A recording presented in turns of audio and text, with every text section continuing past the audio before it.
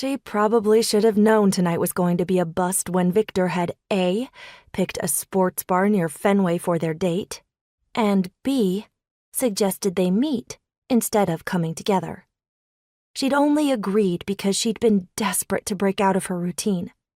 Desperate to do something, anything, other than spend another Saturday night studying in her dorm room or working in the computer lab. And look what it had gotten her. "I bet you know you're fine," the wannabe pickup artist said, undeterred by Melody's unwelcoming body language. "You probably have guys telling you that all the time, right?" "Where are you?" Melody texted Victor, mashing her thumbs against the screen of her phone. She didn't even like Victor all that much. They were chemistry lab partners, but the only sparks between them were the ones they used to light the Bunsen burner.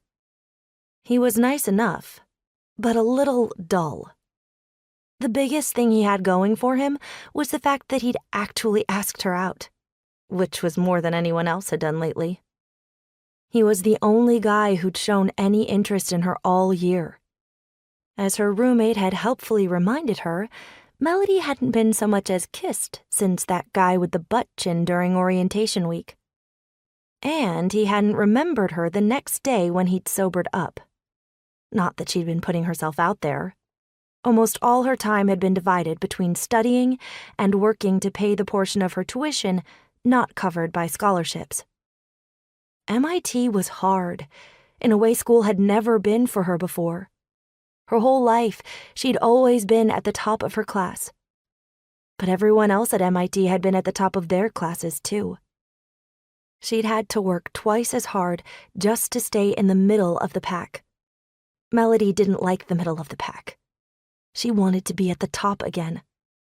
Or at least close to the top. And if that meant missing out on a few parties, so be it. No big loss. Only, now that her freshman year was almost over, it had occurred to her that everyone else had been going out, meeting new people, sleeping around, falling in love, breaking up, and falling in love again, while she'd been buried in her books. They'd been having experiences. If Melody wasn't careful, she'd be heading out into the world with a bachelor's degree and the social maturity of a high school student in 3 years.